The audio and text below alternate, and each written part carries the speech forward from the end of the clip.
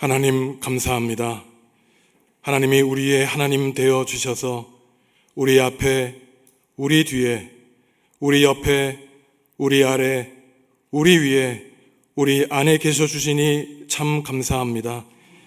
하지만 하나님은 언제나 우리 곁에 우리와 함께 계시기를 바라셨지만 우리는 하나님을 떠나 살았습니다.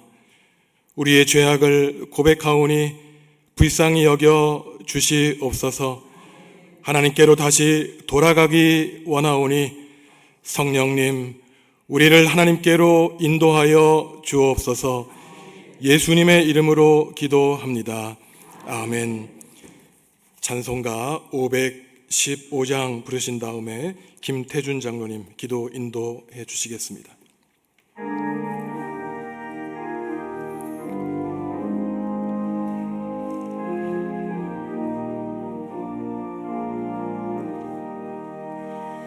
눈을 들어 하늘 보라. 어지러운 세상 중에 곳곳마다 상한 영의 탄식 소리 들려온다. 빛을 잃은 마음은 사람 길을 잃고 헤매이며 탕자처럼 기진하리. 믿는 자여 어이 알고 눈을 들어 하늘 보라. 어두워진 세상 중에 외치는 자 많건만 생명수는 말랐어라. 죄를 대속하신 주님 선한 일꾼 찾으시나. 대답하리 어디있나.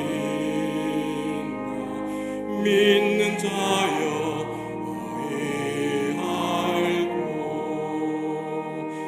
눈을 들어 하늘 보라. 살아계신 주 하나님, 약한 자를 부르시어 하늘 뜻을 전하셨다. 생명수는 홀로 예수 처음이요 나중이라.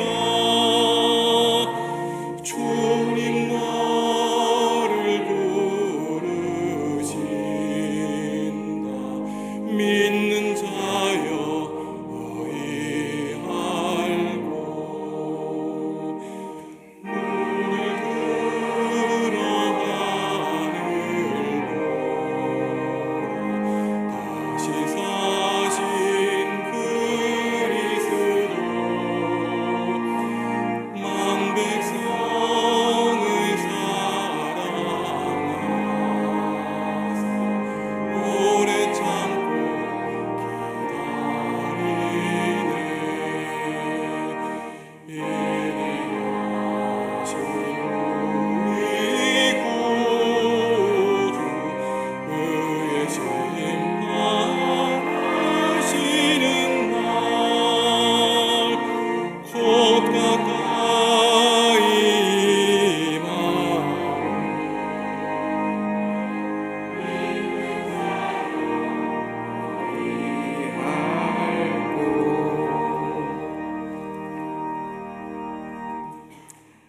사랑과 은혜가 풍성하신 하나님 아버지, 오늘도 저희를 불러주시고 사경의 네 번째 시간의 자리로 인도하여 주시니 감사를 드립니다. 이 시간을 통하여 하나님의 말씀을 더욱 깊이 깨닫게 하시고 우리의 심령이 새롭게 변화되는 은혜를 허락하여 주옵소서. 말씀이 단순한 지식으로 머무르지 않게 하시고 우리의 삶 속에서 살아 움직이는 성령의 능력이 되게 하여 주옵소서. 이 사경회를 인도하시는 박동영 목사님에게 성령의 충만함을 더하시고 전하시는 말씀마다 하나님 나라의 비밀을 깨닫게 되는 놀라운 은혜와 기적이 넘치게 하여 주시옵소서. 특별히 목사님의 건강을 늘 지켜주시고 혼란하고 악한 이 시대에 오래도록 진리의 편에서 귀한 사역을 감당할 수 있도록 은혜를 베풀어 주옵소서. 진리의 말씀을 전해 듣는 저희 모두에게도 깨닫는 마음과 순종하는 믿음을 허락하여 주시고 분주한 세상 속에서 지친 마음을 가지고 이 자리에 나왔사오니 이 시간을 통하여 위로를 받고 새 힘을 얻어 늘 승리하며 살게 하옵소서. 우리 안에 있는 죄와 연약함을 돌아보게 하시고 참된 회개와 결단이 있는 시간 되게 하여 주옵소서. 이 사경을 통하여 교회가 더욱 예수 그리스도의 충만함에 이르게 하시고 말씀 위에 굳게 서는 공동체로 세워지게 하옵소서. 모든 영광을 하나님께 올려드리며 우리 주 예수 그리스도의 이름으로 기원하옵나이다.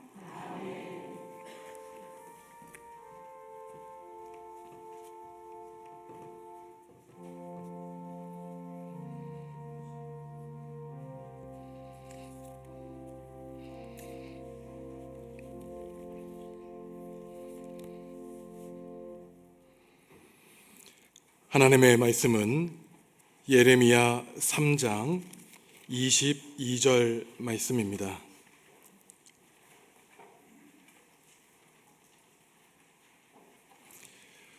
한 절씩 또박또박 읽겠습니다.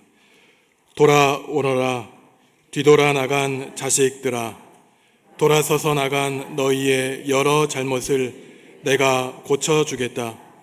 보십시오, 우리가 주님께 나아왔습니다. 주님이 여호와 우리 하나님이시니까요. 아멘. 여전도회 회원들의 찬양이 있겠습니다.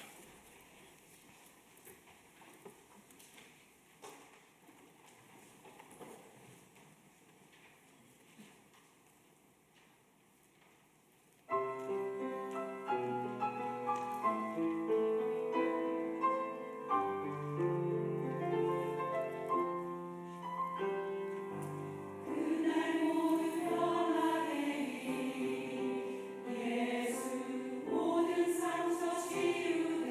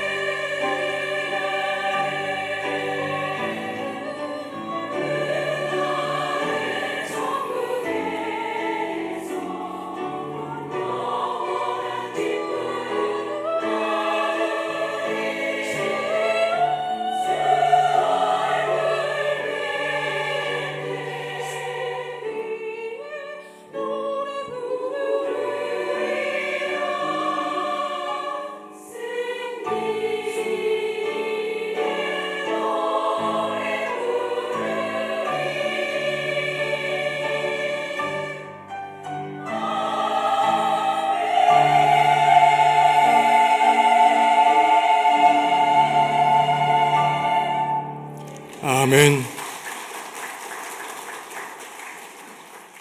드디어 이제 사경의 마지막 시간입니다. 제가 우리 박동현 목사님을 뵌 게 제가 20대 중반이었는데, 그때 교수님은 늘 수업 시간에 학생들한테 나를 교수라고 부르지 말고 선생과 제자의 관계이기 때문에 선생님이라고 부르라고 하셨습니다. 지금도 사실 저는 선생님이라고 부르는데, 그 선생님의 전공이 예레미야예요. 그래서 독일에서 그 당시만 해도 독일 유학 가시려면 비행기를 몇 번 타고 가셔야 됐을 것 같은데, 그 선생님의 박사 논문 제목이 하나님의 탄식, 백성의 탄식입니다. 그러니까 우리 연약한 사람들의 탄식에 대해서 관심을 기울이시고 그대로 살아오시는데, 우리 목사님의 그 박사학위 논문이 아무나 실을 수 없는 그 전 세계적인 학자들만 출판할 수 있는 총서에 우리나라 사람으로는 정말 거의 초반부에 출판을 하셨고, 그래서 그 후학들에게는 정말로 하나의 큰 본이 되셨던 그러한 귀한 선생님이십니다. 그래서 오늘 마지막 본문 예레미야 3장 22절 말씀을 가지고 전해주시는 게 저희들에게는 더욱더 뜻깊습니다. 돌아오너라라는 말씀으로 하나님의 말씀 전해주실 때 큰 깨달음 함께 얻기를 바랍니다.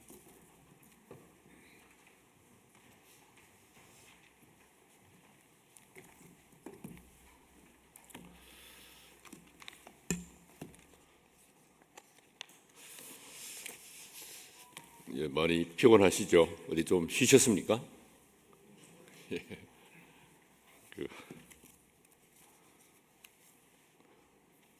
철모를 때 사경에 참석했던 생각이 납니다. 아직 초등학생일 때였는데요. 그때는 여기 이제 어르신들은 기억을 하시겠지만은 사경회를 일주일씩 했습니다. 일주일. 월요일 날 저녁부터 토요일 날 아침까지.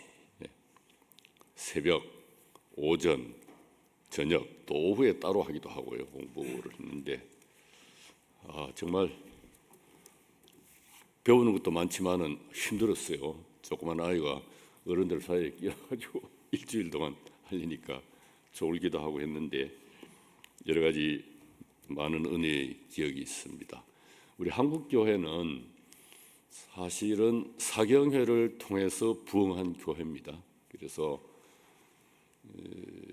지금 다 돌아가셨지만 살아 계셨으면 한 120세 넘으셨을 연배 있는 분들은, 뭐 저희 아버지 같은 분들은 사경회를 한 달씩 했어요. 한 달씩. 그러니까 제 고향이 경북 청도인데, 청도에서 밤새도록 걸어가지고 대구의 남산교회 가서 사경회에 참석하고 저녁에 또 돌아오고, 이렇게. 그게 힘들면은 아예 솥단지를 메고 쌀자루를 메고 가서 사경회 하는 교회 앞마당에다가 불 피워서 밥에 먹고 거기서 주무시고 이렇게 참석하고, 그런 역사 가운데서 세계적으로 빨리 성장한 교회를 이룬 것이죠. 그러니까 성경 공부를 통해서 부흥한 교회가 한국교회입니다. 그런데 이제 시대가 많이 달라지면서 이제 그렇게 하기는 힘들어지고, 지금은 거의 사경회를 보통 사흘 저녁에 걸쳐서 이렇게 모이죠. 도시에서는.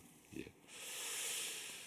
아무튼 뭐 변하는 시대에 맞춰서도 적절하게 해야 되니까 또 이렇게 변화를 최대로 이용할 수밖에 없는데요. 오늘 마지막 시간 말씀을 함께 읽고 또 주님의 음성을 듣기 전에 다시 한번 우리 정읍중앙교회 찬양대에 대해서 찬사의 말씀을 드리고, 이야, 여전도에도 대단하다. 제가 말씀드렸잖아요. 제 나름대로 큰 교회도 다녀보고 하는데, 이처럼 정읍중앙교회처럼 짜임새 있게, 재미있게, 실력 있게, 감동 있게 찬양하는 교회를 처음 본 것 같아요. 앞으로도 찾아보기가 힘들지 않을까. 참 좋은 전통입니다. 그래서 그냥 말로만 감사할 수 없었어. 또 작은 선물을 하나 드리려고 하는데 제가 배운 게 성경밖에 없잖아요. 그래서 지금 방송실에 갑자기 준비가 안 되겠습니다만 한글 성경 가지고 계신 분들은 펴보시고 아니면 그냥 제가 읽어드리면서 말씀드리겠는데요. 누가복음 8장 1, 2, 3절입니다. 이게 이제 한글 성경이라 갑자기 자막 준비는 안 되리라고 생각합니다. 누가복음 8장 1, 2, 3절인데요. 페이지 수가 신약의 102쪽인데요. 읽기 전에 한 말씀 드리면은 네 복음서 중에 여성들의 이야기가 가장 많은 복음서가 누가복음입니다. 누가복음 읽으면요, 우리 여자 성도님들이 기분이 좋아요. 자주 등장합니다. 그래서 여기 누가복음 8장 1절을 제가 읽어가면서 말씀드리겠습니다. 잘 들으시면 됩니다. 그냥 자막이 없더라도. 그 뒤에 일어난 일이다. 예수님이 도시마다 마을마다 여기저기 다니고 계셨다. 그러면서 하나님 나라를 선포하시며 좋은 소식으로 알리셨다. 12이 예수님과 함께하고 있었다. 12은 12 남자 제자지요. 여기까지 읽으면 그 뒤에 이제 12제자 이야기가 나올 것 같은데 2절에서 이게 달라집니다. 여자들도 몇 명 있었다. 남자들은 살짝 비껴가 버렸어요.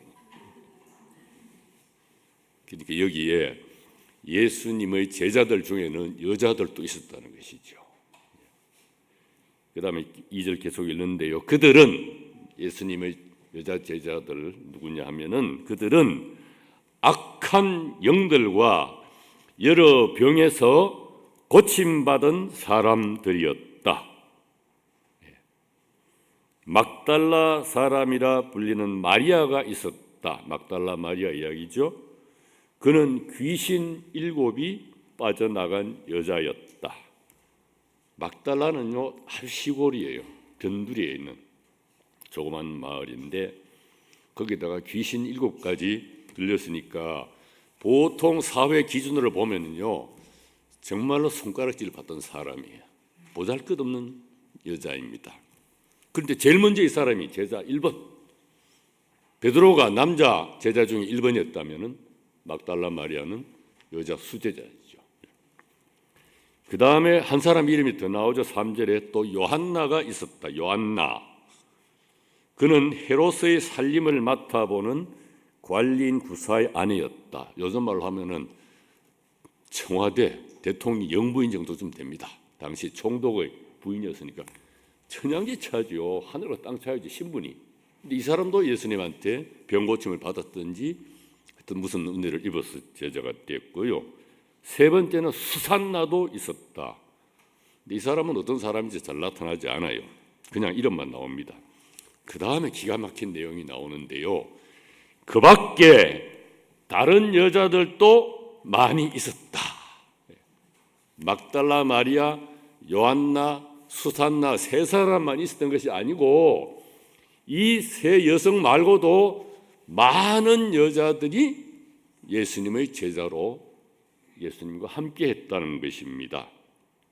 그 여자들은 자기들에게 있는 소유물로 예수님과 그 일행을 섬겼다. 여기 소유물이라고 하니까 무슨 재산 같은 생각이 드는데요. 이 그리스 원어로 보면은 자기에게 있는 것을 가지고 말이에요. 자기가 할 수 있는 대로. 우리 부활절 지났지만은요. 예수님의 그 고난 주간 쭉 보면요. 남자들은 꽁무니 빼기 바빴어요. 다들 십자가 아래에는 겨우 요한만 남아 있었고 다 도망가 버리고 없고 여자들만 남아 있었습니다. 여기 그 밖에 다른 여자들도 많이 있었다 할 때 그 밖에 다른 여자들 안에는 이름 없지만은 여기저기 많은 사람이 있잖아요. 그래서 오늘 찬양하신 우리 여전도회 회원들은 그 밖에 다른 여자들도 많이 있었다 할 때 그 밖에 다른 여자들 거기에 자기 이름을 딱 넣는 거예요. 그 밖에 나 누구도 있었다. 성경은 이렇게 읽는 것입니다. 여러분, 나를 성경 속에 집어넣으면 돼요. 내가 그 현장에 있는 것처럼 자기 이름들 불러보셨어요? 누구 엄마로 항상 남았죠. 제가 한번 권유를 해보겠습니다. 이 순간 또 남자들은 소외된다고 역차별한다고 하시는데, 그러나 남자들은요, 그 밖에 다른 남자들도 있었다 이렇게 생각하시면 되죠. 그런데 특별히 선물을 드리려는 것이니까 제가요, 그 밖에 다른 여자들도 많이 있었다 할 때, 그 밖에 다른 여자 할 때 자기 이름을 세게 한번 불러보세요. 자, 하시겠습니까? 예, 자, 그 밖에 또 있었다. 실제로 성경뿐만 아니고요, 기독교 역사 2000년에서 여성 그리스도인들의 역할이 엄청나게 컸습니다. 인정을 받지 못했을 뿐이죠. 우리 남자들은 다 감사해야 돼요. 교회가 이만큼 유지되는 것도 다 아시잖아요. 다. 자, 이렇게 해서 선물을 드리고 오늘 본문으로 들어갑니다.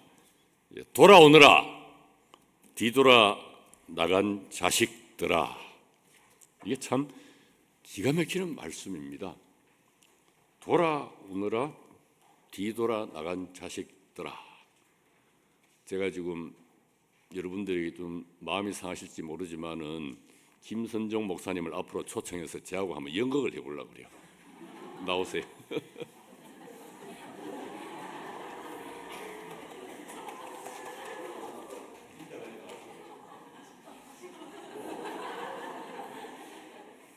집에서 부자가 보송보송 잘 살다가 아무리 그 김목사님 좀 좋은 자리가 되니까 제가 아들이라고 합시다. 아버지 사회적 잘 살았는데 아들놈이 갑자기 아버지 나 싫어 갈 거야 떠난다는 거죠. 이렇게 그러면 아버지 마음이 어때요? 뭐라고 그러겠습니까? 예, 빨리 돌아가야 되잖아요.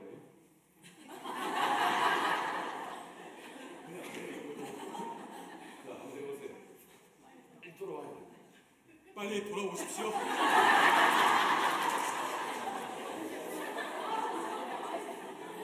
이 상황입니다. 돌아오느라 뒤돌아 나간 것은요, 이렇게 잘 지내다가 등을 돌리고 돌아가는 거잖아요. 다시 돌아와야 되지. 돌아오느라 이렇게 돼 이제 맞는데 이제 들어요.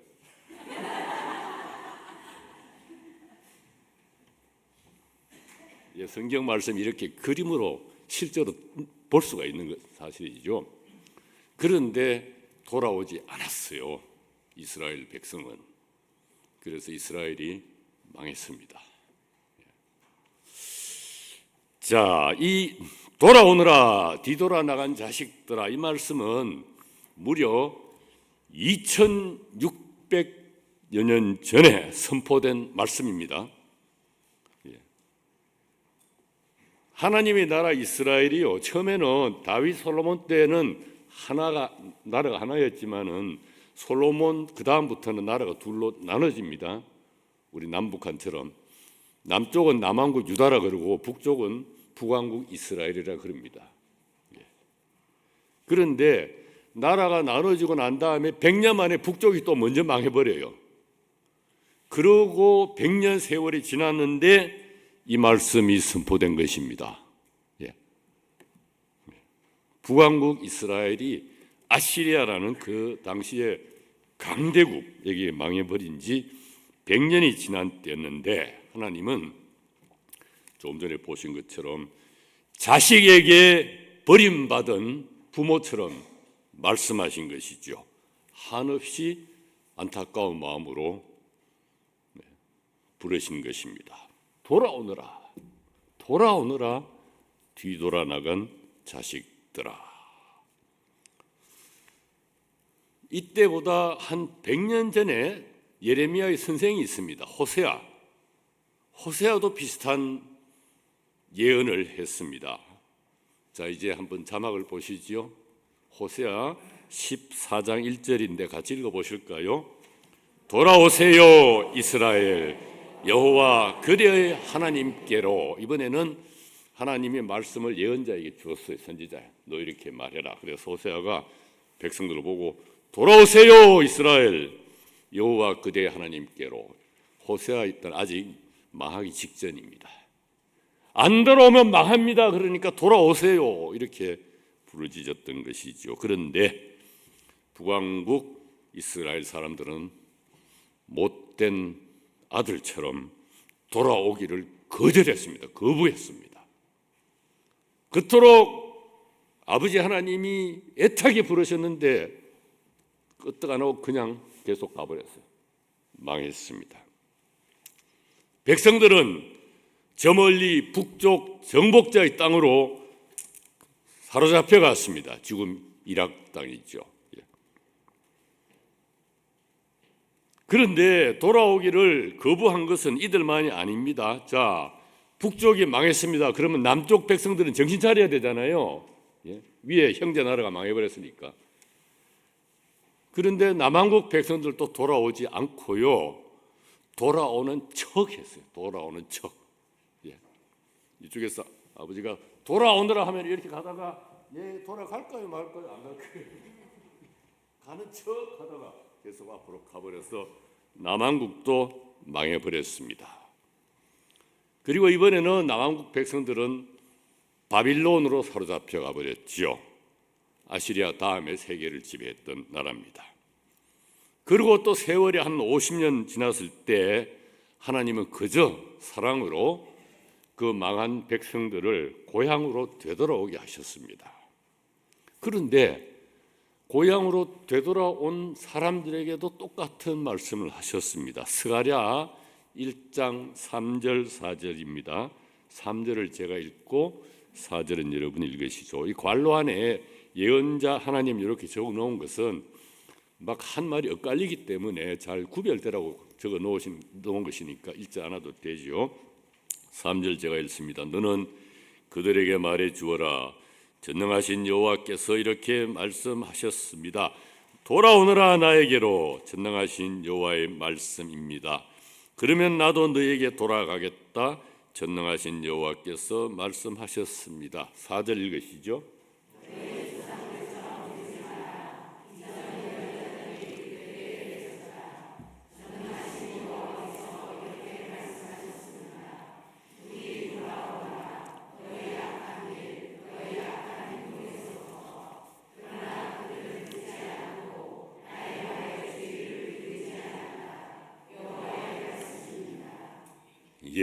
돌아오기를 촉구하는 말씀은 이 밖에도 구약 성경 곳곳에서 찾아볼 수가 있습니다.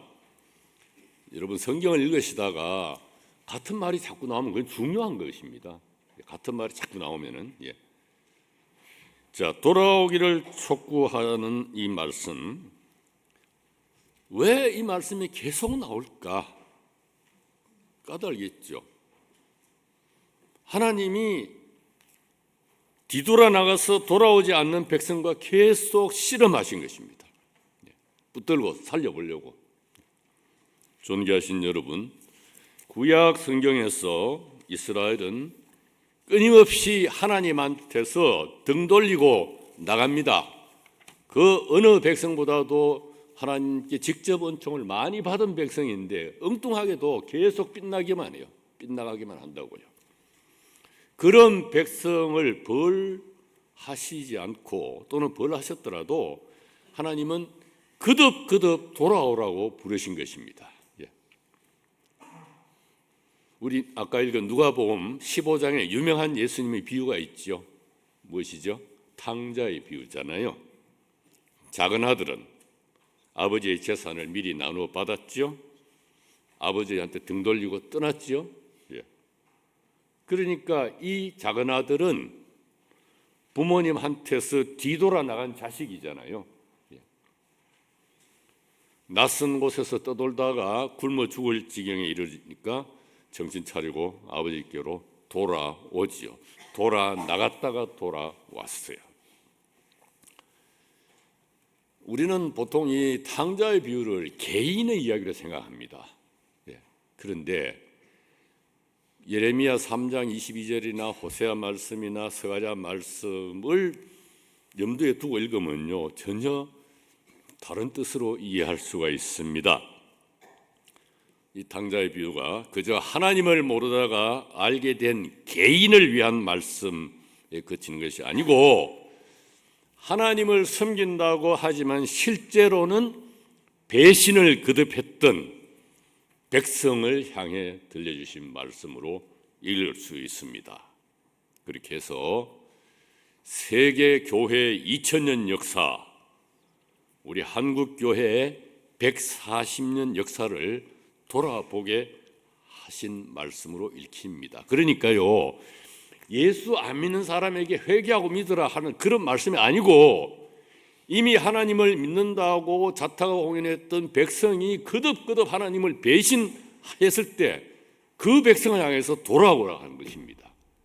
믿는 사람이었으나 제대로 믿지 않고 하나님을 떠난 사람들을 향해서 돌아오라고 하신 말씀으로 읽을 수 있게 되는 것이지요. 여기서 여러분에게 사진 몇 장을 보여드리려고 합니다. 한 16년 전에 제가 찍은 사진인데요. 이게요, 예전엔 터키라고 그랬고 지금은 튀르키예라고 그러죠. 튀르키예 북동부 국경 지방에 있는 역사 유적지의 폐허인데요. 아르메니아라는 나라가 있습니다. 지금도 있긴 있는데요. 아르메니아 왕국의 옛날 수도였습니다. 수도의 이름이 아니에요. 이름이 아니라서 부정적인데 아니에요. 이 아니는 한때 옛 예레미야 왕국의 수도였던 곳입니다. 아르메니아가 어떤 나라냐고요? 세계 역사에서 최초로 전 국민 보호마가 이루어진 나라예요. 로마보다 먼저 기독교를 국교로 삼은 나라입니다. 지금부터 무려 1700년 전에 4세기 초에 세계 최초 기독교 국가가 된 나라입니다. 기독교 문화를 찬란히 꽃피웠죠. 그때 이 수도에 살던 사람 수가 10만 명이라고 합니다. 어제 얘기를 들으니까 지금 정업 인구가 한 10만 명 못 된다고 하는데요. 그 당시 10만 명 큰 도시이죠. 더 놀라운 것은 인구 10만 명의 예배당이 1000개가 넘었다는 것입니다. 상상이 됩니까? 그러면 인구 100명당 교회가 하나 있는 것이잖아요. 주일날 되면 아주 엄청났을 것입니다. 골목마다 교회마다 전 국민이 모여서 엄청난 소리로 찬송 부르고 영광을 돌렸겠죠. 그런데 그 나라가 망해버렸어요. 왜 그랬느냐? 그렇게 전 국민 복음화를 해놓고 권력 다툼이 벌어졌습니다. 나라 안에 여러 번 외국의 침략을 받습니다. 마침내 1319년에 지진으로 완전히 망하고 그 폐허가 일으키는 것입니다. 전 국민 복음화가 되고 나서 1000년이 조금 지난 때였습니다. 그 많던 예배당 가운데 지금은 겨우 몇 개만 흔적만 남아 있습니다. 저 폐허가 지금 저 왼쪽 위에 있고요. 저게 아라라산 근처입니다. 굉장히 지금 이게 아마 그 나라에서 제일 컸던 중앙성전이 아닌가 싶어요. 오른쪽 제일 위에 있는 거 이렇게 부서진 채로 그래도 좀 보존이 돼 있는데 예배당 안을 들어가 보니까요 천정이 뻥 뚫렸어요. 죄송합니다. 참 근데 만약에 우리 이 정읍중앙교회 이렇게 아름다운 성전인데 여기 천정이 날아갔다고 하면 생각을 해보세요. 폐허가 됐다. 처참하겠죠. 그런 모습이고 새들만 왔다 갔다 하지요. 그 다음에 이렇게 다 부서진 부분들이 있습니다. 참 마음이 아프지요. 지금은 또 소련이 망한 다음에 아르메니아 공화국이 따로 생겨서 신앙 전통을 이어가고 있지만 어쨌든 초기에 최초의 기독교 국가는 멸망했습니다. 또 다른 사진 2장을 보여드리겠습니다. 이번 한번 보시죠. 이것은요 우리 기독교 역사에서 우리가 예배 때마다 사도신경 외우지 않습니까?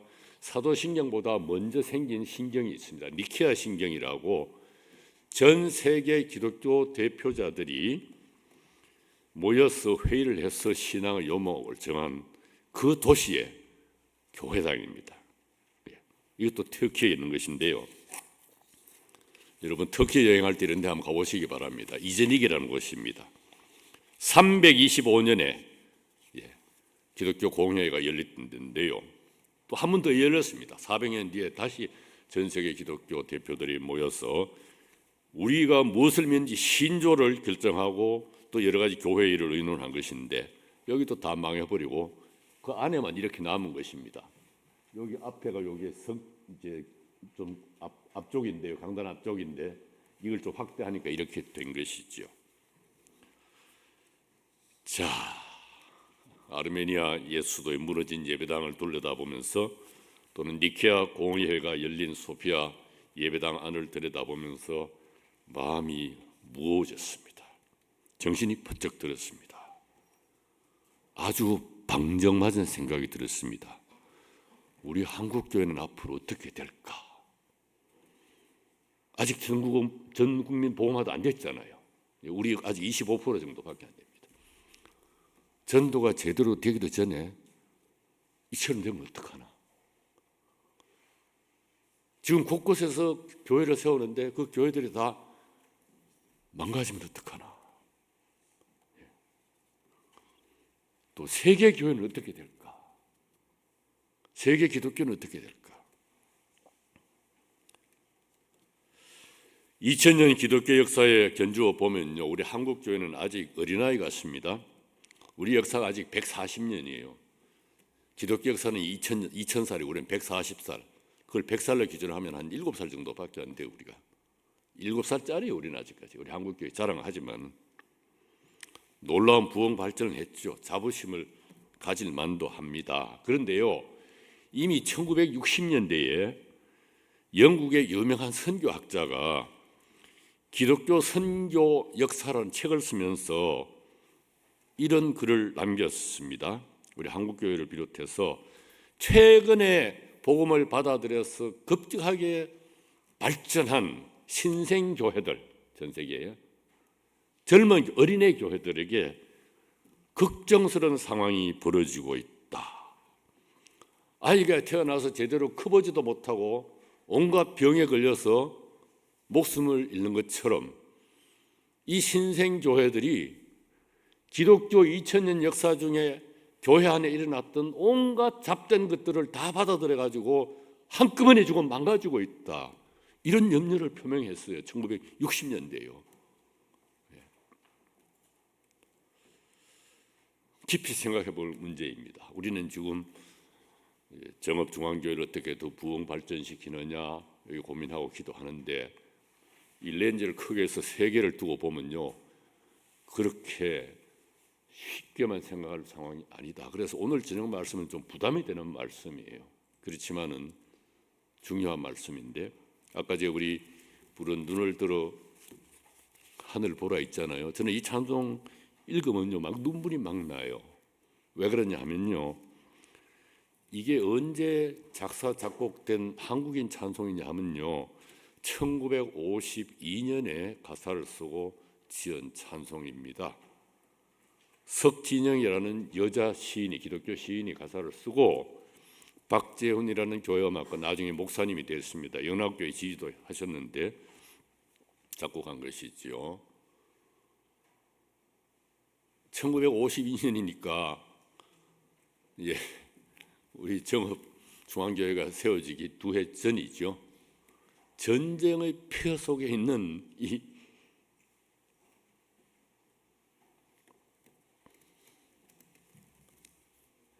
이 한반도를 보면서 지은 찬송이에요.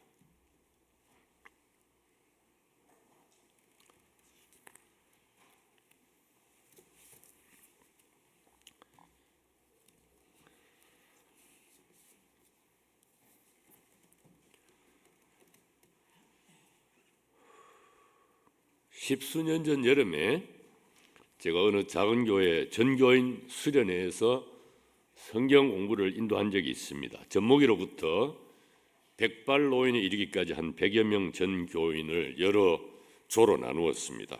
탕자의 비유를 12장의 그림으로 그린 책이 있거든요. 그거를 보여드리고 또 성경 부분도 읽어드렸습니다. 그런 다음에 무슨 얘기든 좋으니까 이 비유를 읽고 그림으로 본 다음에 느낌을 얘기해 보세요. 그리고 그걸 전체 앞에서 좀 보고해 주세요 했습니다. 아주 재미있는 보고가 많이 들어왔는데 중학생 남자아이가 한 말이 지금 제기에 남아 있습니다. 저는요, 이 작은 아들이 아버지한테 돌아왔다가 다시 가출했을 것이다 라는 생각이 들어요. 참 기발한 생각이죠. 근데 사실 이 기발한 생각 안에 성경의 정통 내용이 담겨 있더라고요. 왜? 이스라엘 백성 하나님 은혜를 받고도 계속 나갔거든요. 불러놓으면 또 나가고 또 나가고 또 나가고. 세계 교회도 그랬어요.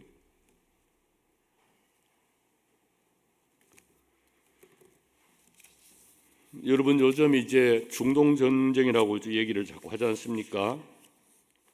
그런데요, 그 전쟁을 일으킨 나라가 기독교 국가 아닌가요? 그 돈에 보면은 우리는 하나님을 믿는다고 이렇게 적혀 있어요. 이스라엘 여호와를 믿던 나라 아니에요?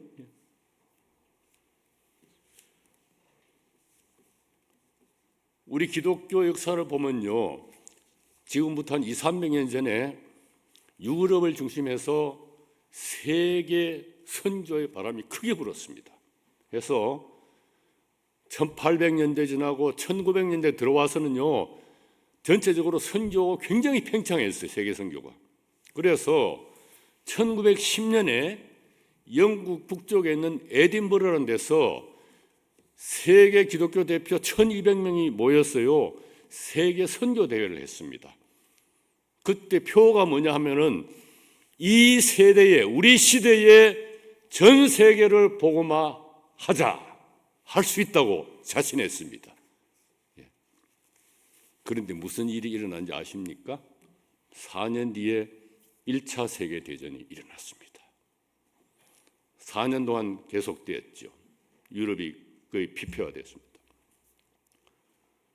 그러고도 25년 뒤에 2차 세계대전이 일어났어요. 1939년에. 21년 만에. 그런데 2차 세계대전에서 가장 못된 짓을 한 나라가 독일이잖아요. 독일이 어떤 나라인데요? 종교개혁의 나라잖아요. 종교개혁의 나라예요. 그런데 그 나라에서 일어난 전쟁으로, 일으킨 전쟁으로 유대인 600만이 문제가 아니고요, 전 세계로 2천만 명 이상이 죽었어요. 1945년에 전쟁이 끝났죠. 자, 1910년에 곧 온 세계가 하나님의 나라가 된다고 큰소리 쳤는데 1, 2차 세계대전이 터졌잖아요. 기독교 파산 선고가 내린 것입니다. 그런데 그 전쟁을 할 때 교회들은 다 자기 나라의 이익에 충실하기 위해서 복음을 벗어난 것입니다. 겉으로는 정치 전쟁이지만 속으로는 종교가 썩어서 전쟁이 일어난 것이죠. 그러다가 1990년 들어오면서 소련이 망했죠. 그러니까 이제 우리가 다시 복음을 선포할 때가 되었다 해서 북방 선교에 나섰습니다. 그런데 2차 대전이 끝나고도요, 계속해서 기독교 나라들에서 전쟁이 끊임없이 일어나고 있었습니다. 회교도 국가에서만 일어나는 게 아니라고요. 그래서 오늘까지 이런 것입니다. 두렵지 않습니까, 우리가? 하나님은 옛날 이스라엘을 향해서 돌아오라 돌아오라 부르셨는데 그들은 안 돌아와서 망했어요. 알메니아 교회 전국민 복음화가 되는데 지 마음대로 욕심부리다가 망했어요. 세계 기독교 교회도 교리를 제정한 그곳에서도 망했어요. 앞으로 한국 교회가 망하지 않는다는 보장이 없습니다, 여러분. 세계 교회가 망가지지 않는다는 보장이 없어요. 주님은 우리를 향해서 부르시는 거예요. 우리 개인을 향해서도 네 자신의 죄를 회개하고 돌아오라고 하시지만은 기독교인들이 모인 한국교회 전체를 통해서 세계교회 전체를 놓고 돌아오느라 뒤돌아 나간 자식들아, 이렇게 부르시는 것이지요. 예.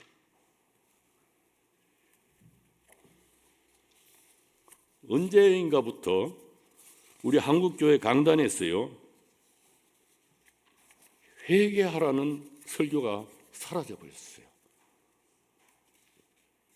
제가 독일 갔다가 1990년에 귀국했는데요, 들어와 보니까 우리나라 교회가 이상해졌더라고요. 목사님들이 모여서 얘기를 하는데 이런 얘기를 해요. 박 목사, 요새는 뭐 회개하라, 죄를 지적하고 뭐 이런 설교하면 안 돼. 그게 아니고 삶의 질을 높이자, 웰빙을 하자, 이런 걸 설교를 해야 돼. 그래야 교인들이 모이지. 성경을 들어서 책망한다든지 회개하라 그러면 교인들 다 떨어져. 아유, 기가 막히더라고요. 예, 예. 여러분, 가톨릭은 그렇다지만은 우리 개신교가 왜 생겼는데요? 천수백 년 동안 중세 교회가 타락했거든요. 복음에서 벗어났거든요. 돈만 주면은 죄 용서 받는다. 뭐 세상에 그런 게 있어요. 돈만, 헌금만 많이 하면 모든 죄가 사해진대요.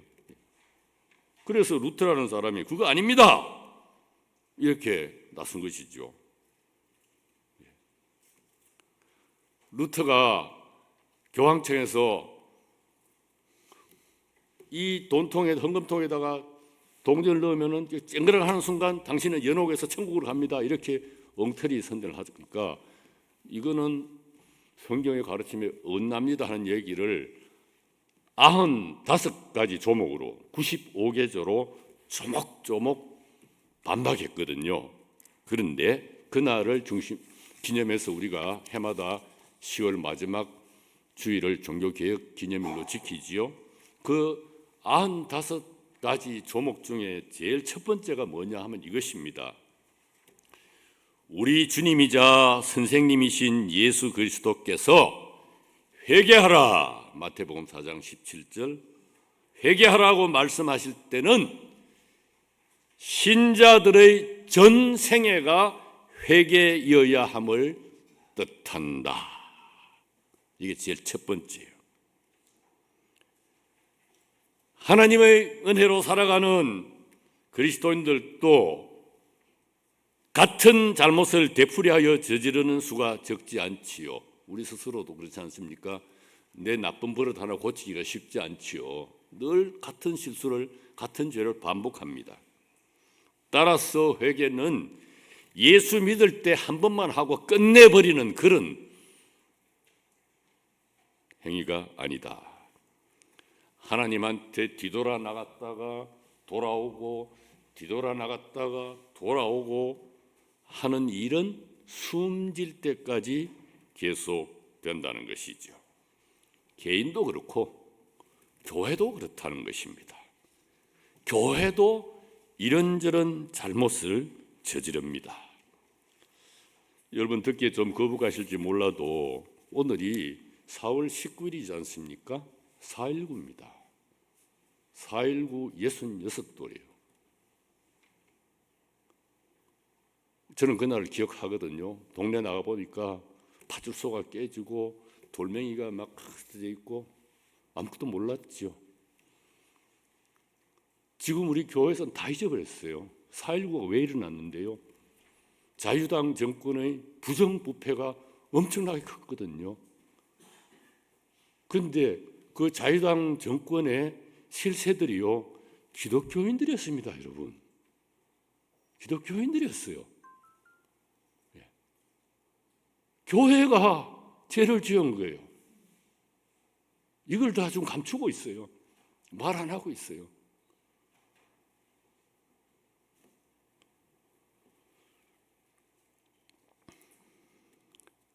하나님을 거슬러 저지르는 죄악으로 예수님 이름을 더럽히는 일이 교회 안에서 일어나죠.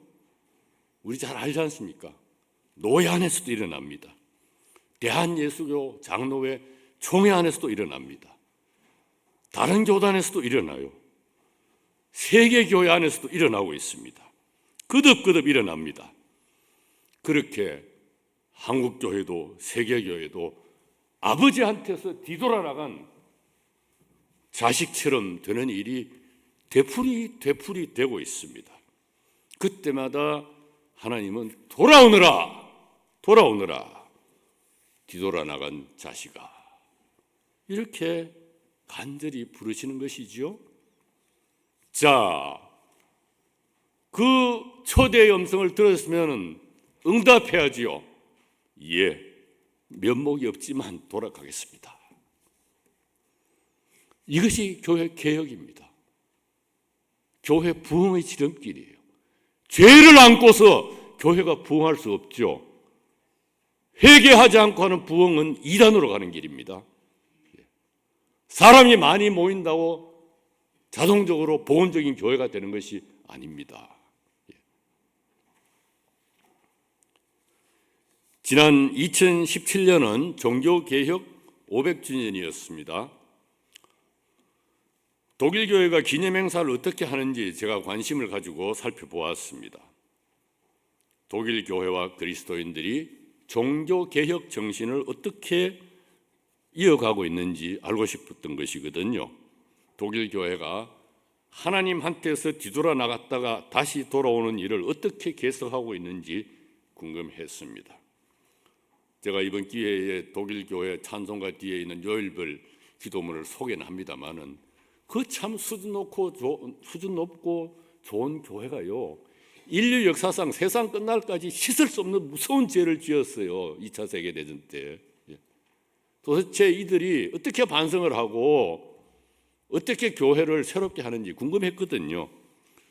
두 가지를 알게 되었습니다. 우선은 종교개혁자 루터를 그저 위대한 개혁자로만 보지 않더라고요. 루터가 훌륭한 점이 많지만 아쉬운 점도 있다는 것을 솔직히 인정합니다. 그러면 그것을 어떻게 바로잡을 것인가, 이것을 두고 담담히 의논하고 있었습니다. 놀랍지 않습니까? 조상의 잘못을 덜추어 욕보이려는 것이 아니었습니다. 선조의 공만 기리는 것이 아니라 과도 똑바로 알아야 지난 날의 잘못을 되풀이하지 않는다는 것을 생각한 점이죠. 2차 세계대전이 끝난 뒤로 독일 청소년들은요, 자신들의 조부모, 부모들이 저지른 폭력으로 피해를 입은 여러 나라로 나가고 있습니다. 그리고는 몸으로 땀을 흘리며 속죄의 일을 계속해오고 있습니다. 다른 한편으로 독일 교회에서는 루터만을 위대한 개혁가로 받들지 않더라고요. 루터 이전에 이미 200년 전부터 유럽 각 지역에서 목숨 바쳐 하나님께 돌아가자고 외치며 헌신한 분들이 계셨거든요. 그분들을 잊지 않으려고 힘쓰고 있었습니다. 사실 종교개혁은 루터 혼자서 이뤄낼 일이 아닙니다. 유럽 전역의 곳곳에서 나름대로 개혁의 깃발을 들고 헌신하고 희생한 무수한 그리스도인들이 있었기 때문에 가능했던 것입니다. 하나님은 이미 루터 이전 수백 년 전부터 하나님한테서 뒤돌아 나간 교회가 돌아와야 한다고 여기저기서 힘차게 부르짖던 숱한 사람들을 마련해 두셨던 것입니다. 그 숱한 작은 촛불 위에 큰 불이 일어난 것이 종교개혁이지요. 루터는 대표적인 이름일 뿐입니다. 이 또한 오늘 우리에게 큰 가르침이 됩니다. 내가 다니는 교회 가서 열심히 봉사하는 것만 하면 되지, 뭐 한국 교회 세계국이 내가 알 게 뭐냐, 내가 한다고 얼마나 달라질까? 그렇지 않습니다. 그리스도인 한 사람 한 사람이 참마음으로 하나님께 돌아올 때 하나님은 그런 사람들을 중심으로 놀라운 일을 일으키시는 것입니다. 그래서 오늘 우리도 각자 이런 개혁자가 될 수 있습니다. 그런데요, 구약의 하나님 백성이 보여준 배신의 역사에서 다시 깨닫는 것이 하나 있습니다. 참 마음으로 하나님께 돌아온다는 것이 얼마나 어려운가 하는 점이지요. 그러니까 제대로 회개한다는 것이 사실 사람으로서는 불가능하지 않을까 하는 생각입니다. 그런데 감사하게도 이 예레미야 3장 22절을 가만히 들여다보면은 하나님이 그저 돌아오느라라고만 말씀하신 것이 아니고, 그렇게 초청만 하신 것이 아니고 돌아올 수 있도록 위로와 격려의 말씀을 바로 뒤에 붙여 놓으셨어요. 여러분 3장 22절을 다시 보시면은 돌아오느라 뒤돌아 나간 자식들아, 다음에 뭐가 있습니까? 돌아서서 나간 너희의 여러 잘못을 내가 고쳐주겠다. 사람 스스로 자기를 교정하기는 거의 불가능해요. 사람을 교정하고 잘못된 교회를 교정하는 것도 하나님이 해주실 때 이루어지는 일이지요.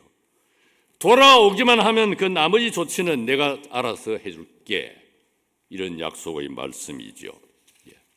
그래서 다시 탕자의 비유에 가면요, 작은 아들이 돌아왔잖아요.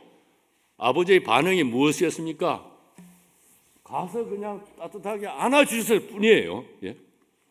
잔치 버리고요. 돌아오기만 하면은 그 뒤조치는 하나님이 쭉쭉쭉쭉 해나가신다는 말이죠. 얼마나 감사한 말씀인지요. 자, 이렇게 해서 3장 22절 하반절에 가면요, 백성들이 응답이 나옵니다. 한번 읽어보실까요? 자막이 나올 텐데 같이 읽어보십시다. 보십시오, 우리가 주님께 나아왔습니다. 주님이 여호와 우리 하나님이시니까요. 참 감사한 얘기죠. 돌아오라고 하셔서 우리가 왔습니다. 이게 실제로 있었던 일이냐 아니면은 이렇게 되기를 바라는 말씀이냐, 이거는 이제 학자들 사이에 논쟁이 있는데 일단 그대로 읽으면은 응답이죠. 이 구절을 읽으면요, 예전에 교회에서 많이 불렀던 찬송이 생각이 납니다. 내가 주께로 지금 왔으니, 있죠. 골고다의 보혈로 날 씻어주소서. 돌아오라고 불러주셔서 제가 왔습니다. 이젠 주님 마음대로 하십시오. 그걸로 끝나지 않고 백성의 말이 23절, 24절에 이어집니다. 23절을 제가 읽고 24절을 여러분 읽으시죠. 참으로 속이는 것일 뿐입니다. 언덕들에서 나오는 것들, 산들 위에 떠들썩한 소리는 참으로 여호와 우리 하나님께 이스라엘의 구원이 있습니다.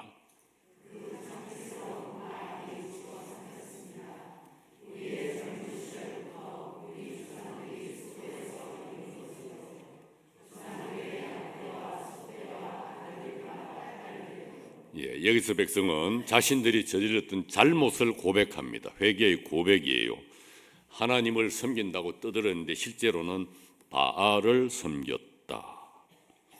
하나님만이 이스라엘을 돕고 구해 주실 수 있는데도 바알에게 도움과 구원을 기대했다는 것입니다. 바알은요, 이스라엘이 들어가게 된 그 땅, 가나안 땅에 원래 살던 사람들이 섬기던 신입니다. 이 바알은 무엇보다도 풍요로운 생산과 행복한 삶을 보장해 준다고 사람들이 믿었던 신이에요. 예전이나 지금이나 뭐든지 자꾸 많이 만들면 이게 잘 살게 된다는 생각이 있잖아요. 예전에 농경사회에서는 우선 농사가 잘 돼야 되죠. 곡식이 많아져야 되고 가축도 많이 늘어야 돼요. 뭐 소고 양이고 돼지고 새끼를 푹푹 막 낳아야 된다고요. 또 노동력이 필요하니까 자식들도 많아야 돼요. 뭐든지 생산. 이걸 잘하게 해주는 신이 바알이라고 믿었습니다. 이 바알은 기가 막히게요. 동네마다 다 있어요. 정읍 바알도 있고 뭐 고창 바알도 있고 다 있는 거예요. 다. 이스라엘 백성이 광야에서 40년 동안 죽을 고생하면서 떠돌다가 가나안 땅에 들어가 봤거든요. 들어가 보니까 가나안 땅은 그야말로 풍요한 땅이에요. 농사가 잘 되고 말이죠. 다 잘 살고 있어요. 문화 수준도 높고. 이야, 40년 동안 광야에서 고생할 때 우리를 이끌어줬던 여호와는 아무것도 아니구나. 여기서 행복하게 살려면은 여호와도 섬겨야 되겠지만은 바알을 섬겨야 되겠네. 이렇게 해서 바알을 섬기게 된 것이죠. 동네마다 언덕이나 산마다 우리 성황당에 있는 것처럼 바알 신당을 만들고 열심히 섬겼습니다. 그렇다고 여호와를 내버린 것은 아닌데 양동 작전을 한 것이죠. 이쪽에도 하고 저쪽에도 하고. 세계 교회와 한국 교회에도 이런 바알 신앙이 깊이 스며들었습니다. 하나님의 은혜로 우리가 행복하게 살고 싶은 마음, 그게 왜 나쁘겠습니까? 행복하게 살고 싶지요. 그렇지만 나의 성공과 행복을 하나님보다 더 중요하게 여길 수는 없습니다. 여러분, 예나 지금이나 하나님의 이름을 팔아서 부와 명예와 권력을 얻으며 떵떵거리며 사는 데만 몰두하는 교역자들, 교인들이 없지 않았습니다. 예수를 이용해서 자기의 무엇을 챙기는 거죠. 아니, 우리가 너무 살기가 힘들어서 주님께 의지하는 그걸 얘기하는 것이 아닙니다. 자기 욕심을 이루기 위해서 기독교 신앙을 들먹이기 시작하는 사람들이 있습니다. 그래서 심지어는 불의한 세속 권력과 손을 잡는 교회가 우리나라뿐만 아니라 세계 곳곳에 생겨났습니다. 그런 일이 거듭거듭 벌어졌고 지금 우리 눈앞에도 버젓이 벌어지고 있습니다. 여러분, 우리 정신 차려야 돼요. 지금 다시 예레미야 3장으로 돌아갑니다. 25절을 읽겠습니다. 우리는 창피함 가운데 누웠고 수치스러움이 우리를 뒤덮었습니다. 여호와 우리 하나님께 죄를 지었기 때문입니다. 우리도 우리 조상들도요, 우리의 젊은 시절부터 오늘에 이르기까지 그랬습니다. 우리가 듣지 않았습니다. 여호와 우리 하나님의 목소리를요. 나라가 망하고 여러 세대가 지나서야 북왕국 이스라엘 백성은 잘못을 고백합니다. 조상들의 죄도 고백합니다. 이 고백에서 오늘 우리 한국 교회가, 세계 교회가 하나님한테서 뒤돌아 나갔다가 돌아오려면 어떤 마음을 품어야 하는지 깨닫습니다. 지난 범죄의 역사, 배신의 역사가 창피한 줄 알아야 한다는 것입니다. 조상들의 잘못도 제대로 보고 고백해야 할 것입니다. 오늘까지 내가 속한 신앙 공동체가 하나님께 저질러 온 잘못을 참마음으로 뉘우치고 털어놓아야 한다는 것이지요. 이 점에서도 오늘 우리는 우리 자신을, 한국 교회를, 세계 교회를 돌아보게 됩니다. 1945년 2차 세계 대전이 끝난 해 10월에 독일 교회 대표들은요, 모여가지고 세계 교회 앞에 범죄의 고백문을 공식 발표했습니다. 세계 교회 앞에, 세계 사회 앞에 우리 부끄러워서 지은 죄가 너무 많아서 얼굴을 들 수 없다. 종교개혁의 중심이라 자부해왔던 우리들이 세계에 도저히 씻을 수 없이 큰 죄를 지었으니 무엇으로 어떻게 말할 수 있겠는가? 다시는 그렇게 하지 않을 것이니 너희를 용서해 주시고 다시 세계 교회의 일원으로 받아달라고 간절히 요청한 것입니다. 그 범죄 고백문의 일부를 좀 자유롭게 번역해서 보면 이렇습니다. 우리 나름대로는 나치의 폭력 통치에서 끔찍하게 드러난 잘못된 정신에 여러 해 동안 예수 그리스도 이름으로 저항해 왔다고 하기는 했습니다. 그러나 우리가 더 용감하게 고백하지 않았고, 더 신실하게 기도하지 않았고, 더 기쁘게 믿지 않았고, 더 뜨겁게 사랑하지 않은 잘못을 고발합니다. 극소수의 사람이지만은 독일 교역자들이나 평신도들 중에 히틀러에 저항한 사람들이 있습니다. 목숨을 많이 잃었죠. 그러나 그걸로는 부족했다.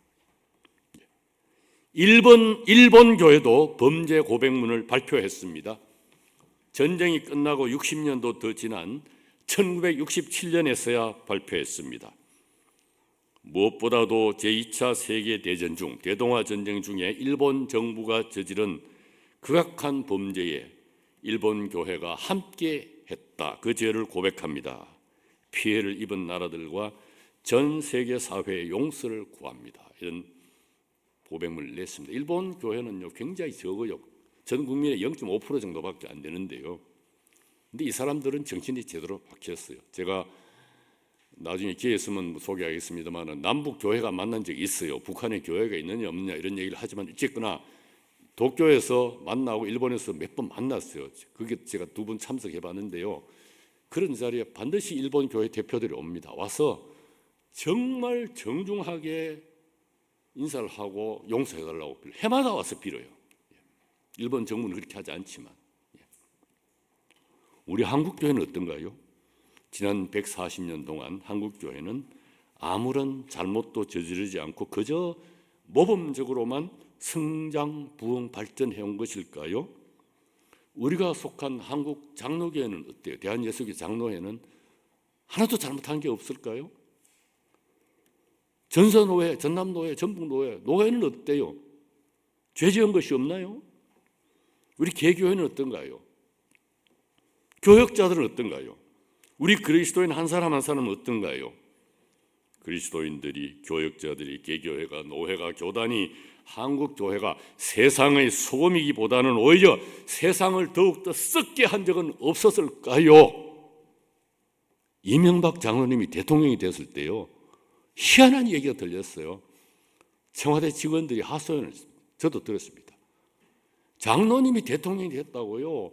목사님들이 줄을 서서 청와대에 연통을 해오고 찾아온대요. 뭘 한 달에 하시겠다고. 아유, 부끄러운 일이죠. 어떻게 생각하십니까? 예? 장로님이 대통령 되면 무조건 아멘하고 따라가야 됩니까? 그분이 무슨 짓을 하든지? 조찬 기도회가 하나님을 위한 기도회가 아니더라고요. 예.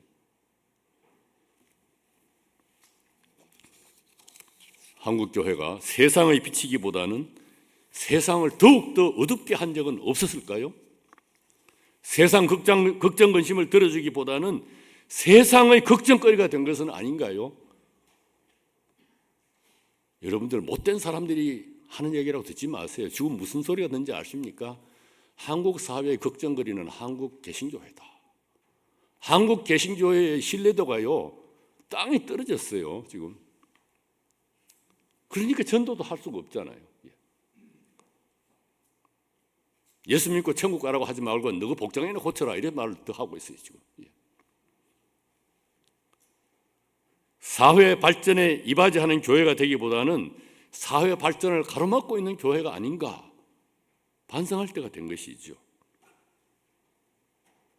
그래서 생각나는 잘못이 있으면 조상의 잘못이든 우리의 잘못이든 솔직히 인정하고 진심으로 고백하고 간절히 하나님과 이웃에게 용서를 빌어야 하지 않을까요? 그런데 범죄 고백만으로 모든 것을 끝낼 수는 없습니다.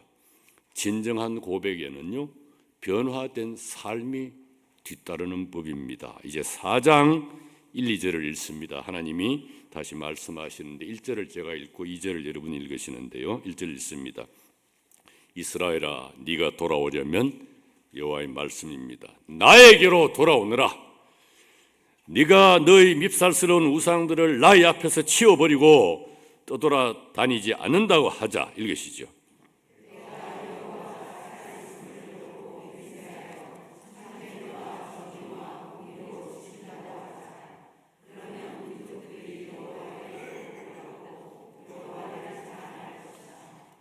바알을 섬기다가 망해버린 북왕국 백성이 제대로 하나님께 돌아오려면 고쳐야 할 삶이 있다는 것입니다. 고치도록 내가 도와줄 테니 이렇게 고쳐라 하는 말씀이죠. 우선 우상들을 치워버리고 더는 헤매지 말아야 하지요. 하나님보다 더 무엇을 중요하게 여기던 것을 그만둬야 된다는 것이죠. 또 하나님의 이름을 덜먹이면서 무엇을 하겠다고 말만 할 것이 아니라 신앙의 이름으로 맹세한다 이런 소리 하지 말아야 말이죠. 말한 대로 실천해야 하지요. 정말 참되어야 하고 정의로워야 하고 공의로워야 한다는 것입니다. 여기 정의, 공의라는 말이 나오는데요. 참 우리나라 교회에서는 잘 듣기 힘든 말이에요. 정의, 공의는 다 빼놓고 읽어요. 목사님들도 그렇고. 그건 우리하고 상관이 없는 줄 알아요. 아닙니다. 이 정의라고 옮긴 히브리 낱말은요, 이해하기 쉽습니다. 하나님이 보시기에 올바른 처신, 우선 그렇게 생각할 수 있습니다. 사람 판단이 아니고 법관의 판단 아니고 하나님 보시기에 올바른 처신. 공이라고 옮긴 히브리 낱말은요, 원어는 공동체가 제대로 잘 유지되고 발전하도록 사람마다 구성원의 의무를 다하는 것을 뜻합니다. 내가 속한 단체가 제대로 돌아가도록 내가 할 일을 제대로 하는 것이 공의에 속합니다. 그런데 이 정의와 공의의 실질적인 내용은요, 구약에서는 분명합니다. 오늘 일부 예배에서 언급을 했는데요, 공동체 안에 힘없는 사람들을 잘 섬기고 돌보는 것, 이것을 가장 강조하고 있습니다. 오전 일부 때 고린도전서 12장 22절을 읽었는데요, 다시 한번 읽어보십시다. 오히려 몸에서 더 약해 보이는 부부들이 더더욱 꼭 있어야 합니다. 약한 구성원들을 존중하는 교회야말로 그리스도의 몸된 교회라는 가르침이죠. 여러분, 한 나라의 수준이 높으냐 낮으냐 하는 것은요, 소득 금액의 많고 적음을 가는 게 아니에요. 그 나라에서 가장 힘없는 사람이 어떤 대접을 받는지를 보면요, 그 나라 수준을 알 수 있어요. 선진국은 그 나라에서 약자가 대접받는 수준이 엄청나게 높아요. 후진국으로 갈수록 밑으로 떨어집니다. 그러니까 지금 뭐 한국의 K 하는데요, 정말 K 자랑하려면 우리나라에서 제일 힘들게 살아가는 사람들의 수준이 높아져야 이게 정말 우리나라가 강대국이 되는 것입니다. 군사력이 많다고 강대국이 되는 것이 아닙니다. 이 점에서는 독일이 그래도 괜찮습니다. 제가 한국에 살 때 새빵살이 때문에 엄청나게 고생했는데요, 유학생으로 가난해서 갔는데 상당한 대접을 받고 살 수 있었어요. 외국인인데도 기본 생활이 보장이 되는 것입니다. 물론 거긴 가난한 것이 있지만, 아무튼 이 정의 공의의 문제는 그 기준이 분명해요. 그 사회의 가장 낮은 계층이 얼마나 대접을 받느냐, 이것이 수준이 3만 불, 5만 불 국민소, 이게 중요한 게 아니에요. 하나님한테서 뒤돌아서서 바알에게로 간 이스라엘이 진정 하나님께로 다시 돌아와 이렇게 삶을 고치면, 자, 무슨 일이 벌어질까요? 4장 2절을 다시 한번 읽습니다. 2절 읽지요. 네가 여호와가 살아있음을 걸고 맹세하여 참됨과 정의와 공의로 지킨다고 하자. 그러면 민족들이 여호와에게 복을 받고 여호와를 자랑할 것이다. 이것도 기가 막힌 말씀이죠. 하나님 백성이 제대로 돌아와서 삶을 고치면 너희들이 복 많이 받을 것이다. 이 정도가 아니에요. 민족들이, 그러니까 다른 나라 사람들까지 복을 받는다는 것입니다. 온 누리가 복받게 된다는 것입니다. 하나님의 백성이 제대로 돌아오면은요, 온 세상이 행복해져요. 모두가 그래서 하나님을 뽐내게 된다, 자랑하게 된다는 것입니다. 저절로 전도가 돼요. 이것은 창세기 12장 1, 2, 3절에서 하나님이 아브라함을 부르실 때 약속해 주신 내용과 꼭 맞아 들어갑니다. 창세기 12장 1, 2, 3절 읽습니다. 1절 제가 읽고 2절 여러분이 읽으시고 3절을 같이 읽겠습니다. 1절 제가 읽지요. 여호와께서 아브라함에게 말씀하셨다. 너희 땅과 친척과 아버지 집에서 떠나 내가 너에게 보여줄 땅으로 가거라.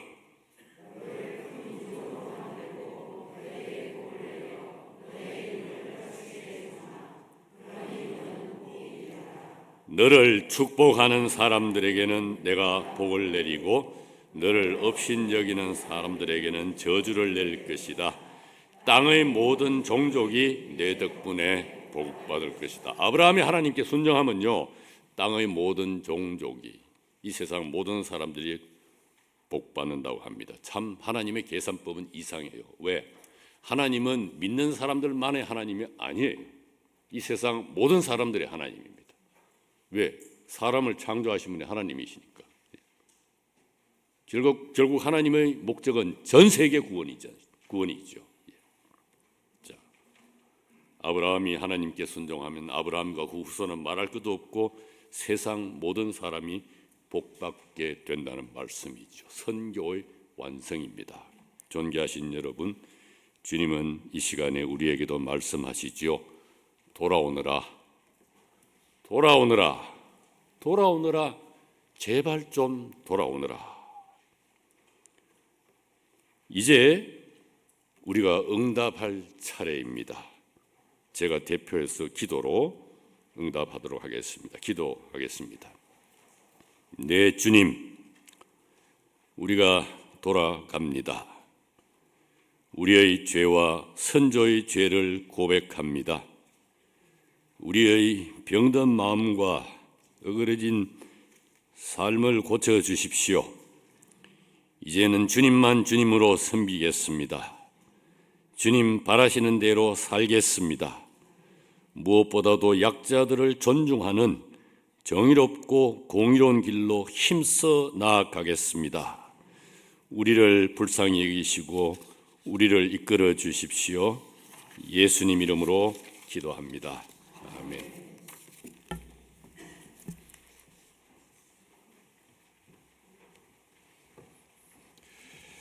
귀한 말씀 주신 박정원 목사님께 감사드립니다. 어제 첫 시간 길에서 우리에게 말씀하실 때, 또한 오늘 1부 예배 때 함께 기뻐합니다. 2부 예배 때 평화가 있기를, 마지막 오늘 돌아오너라라는 말씀을 저에게 숙제로 주셨습니다. 우리 정읍중앙교회 그리고 우리 모든 가정, 나 자신이 하나님께로 돌아가 결코 세상에서 얻을 수 없는 그 참 평화를 하나님 안에서 무한히 누리는 우리 정읍중앙교회 모든 성도 여러분들 다 되시기 바랍니다. 참으로 바쁘고 참 힘든 일정이었는데요, 이렇게 멀리서 오셔서 저희들에게 최선을 다해 말씀을 전해주신 우리 박동현 목사님께 참 감사를 드립니다. 앞으로도 더욱 건강하셔서 남은 인생 하나님 나라와 교회를 위해서 귀하게 사용될 수 있도록 큰 박수로 축복하며 감사의 인사드리겠습니다.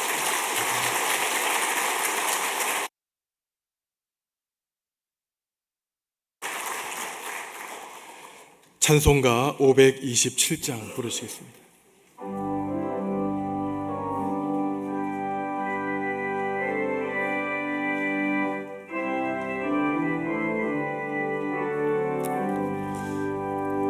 어서 돌아오, 어서 돌아마로.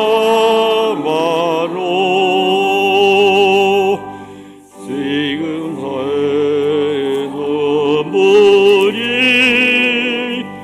유급고 그리도 죽지 못함당하고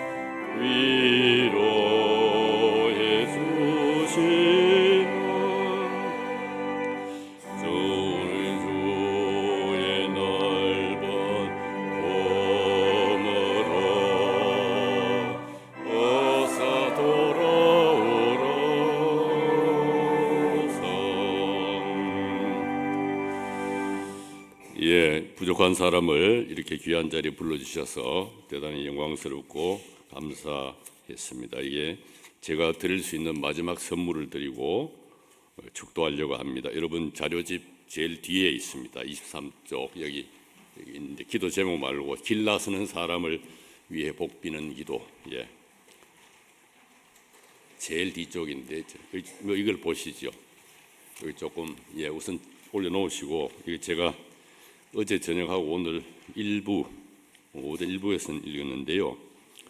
여러분 예수 믿다 보면은 자녀들이나 가까운 사람을 축복하고 싶죠. 축도하고 싶은데 축도는 안수받은 사람만 하는 것이다. 그래서 못할 때가 많잖아요. 이제 그 안타까움을 속 시원하게 풀어드리겠습니다. 여기 지금 길나서는 사람을 위해 복비는 기도는요, 안수와 상관없어요. 누구라도 쓸 수 있습니다. 이 기도는 아일랜드, 영국 위에 거기서 생겨난 여행자를 위한 기도인데요. 내용 자체는 여러 가지로 활용할 수 있습니다. 그래서 밑에 여기 제가 요건 띄워놓으시고 이 자료집에 작은 글씨로 써놓은 걸 제가 읽어드리겠습니다. 그냥 들으시면 되는데요. 이 기도문은 안수받은 교역자가 아닌 사람들도 쓸 수 있습니다. 기도문의 거대가 있는데 주님이 거대 앞에 여기 거대 대신에 사람 이름을 넣을 수가 있습니다. 먼 길 떠나는 사람, 이를테면 장기 해외 출장이나 유학 떠나는 아내나 남편이나 딸이나 아들이나 친구 이름을 넣을 수 있습니다. 그뿐만이 아니라 수험장에 들어가는 자녀, 군에 입대하는 젊은이, 수술로 들어가는 할머니, 할아버지 또는 손자, 손녀, 위험한 작업장에 들어가는 가족을 위해서도 쓸 수 있습니다. 길나서는 그대의 손을 잡고 읽어줄 수도 있고 그럴 형편이 되지 못하면 하나님께 그 사람을 맡기는 마음으로 기도할 때마다 읽을 수도 있습니다. 길나서는 이를 떠나보내는 사람이 여럿이면 모두 한 목소리로 함께 읽어줄 수도 있습니다. 각 문장의 앞부분을 한 사람이 읽고 뒷부분은 함께 한 사람들이 응답하는 식으로 읽거나 돌아가며 읽을 수도 있습니다. 오랜 병석에 누워있는 사람의 침대 머리맡이나 사랑하는 자녀의 책상 머리에 서붙여 줄 수도 있습니다. 마음껏 활용하시기 바라는데요. 이 시간에는 우리 그냥 저하고 한번 교독을 해보시지요. 제가 한 줄 읽으면 뒤에 굵게 쓴 걸 여러분이 읽으시면 되겠습니다. 자막 보셔도 되는데요. 자, 주님이 그대 앞에 계셔서 주님이 그대 곁에 계셔서 주님이 그대 뒤에 계셔서 주님이 그대 아래에 계셔서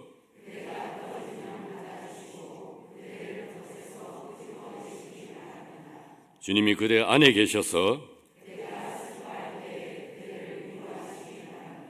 주님이 그대 둘레에 계셔서 주님이 그대 위에 계셔서 이처럼 그대에게 은혜로우신 하나님이 복 주시기 바랍니다. 같이 복 주시기 바랍니다. 축도하겠습니다. 주님이 그대에게 복을 내리셔서 그대를 지켜주시기 바랍니다.